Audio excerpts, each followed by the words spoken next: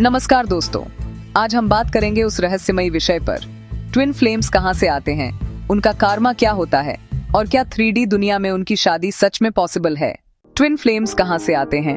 कहा जाता है कि बहुत पहले जब हमारी आत्मा सोर्स एनर्जी या डिवाइन लाइट से निकली तो वह दो हिस्सों में बंट गई, एक डिवाइन मैस्कुलिन और एक डिवाइन फेमिनिन। ये दोनों हिस्से एक ही सोल के दो अलग अलग पहलू हैं जो अलग अलग जन्मों में धरती पर आते हैं ताकि अनुभव करें, सीखें और फिर एक दूसरे के जरिए खुद को पहचानें।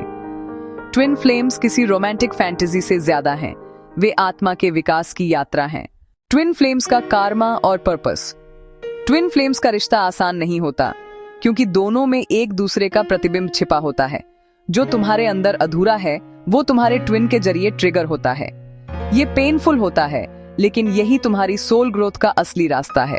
ट्विन फ्लेम्स का मुख्य उद्देश्य शादी नहीं बल्कि स्पिरिचुअल अवेकनिंग है, खुद को डिवाइन एनर्जी के रूप में पहचानना। अक्सर ये कनेक्शन पास्ट लाइफ कर्मा से जुड़ा होता है। तुम्हारा ट्विन फ्लेम वो सोल होता है जिसके साथ तुम्हारी पुरानी अधूरी एनर्जी पूरी होती है। सेपरेशन और रियूनियन का रहस्य। ट्विन फ्लेम्स की जर्नी में सेपरेशन फेज जरूरी होता है क्योंकि इसी दौरान दोनों आत्माएं हीलिंग करती हैं, ईगो को छोड़ना सीखती हैं और अपने हायर सेल्फ से जुड़ती हैं। जब दोनों अपने वुंड्स को हील कर लेते हैं तो यूनिवर्स खुद रियूनियन के लिए परिस्थितियां बनाता है। याद रखो, रियूनियन एक एनर्जी यूनियन है जो पहले 5D स्पिरिचुअल प्लेन में होता है, फिर धीरे धीरे 3D में मैनिफेस्ट होता है। क्या ट्विन फ्लेम्स 3D में शादी कर सकते हैं? ये एक बहुत गहरा सवाल है। हाँ, शादी पॉसिबल है, पर सिर्फ तब जब दोनों आत्माएं पूरी तरह हील हो चुकी हों, जब ईगो, अटैचमेंट और फियर खत्म हो जाए और केवल प्योर अनकंडीशनल लव बचा रहे, तभी ये यूनियन 3D दुनिया में भी संभव होता है।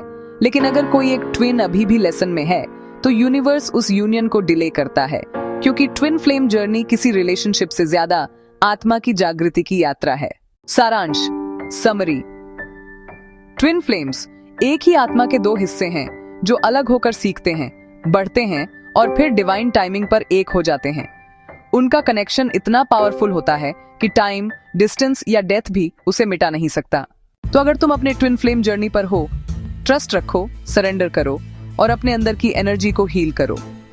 यूनिवर्स जानता है कब और कैसे रियूनियन होना है।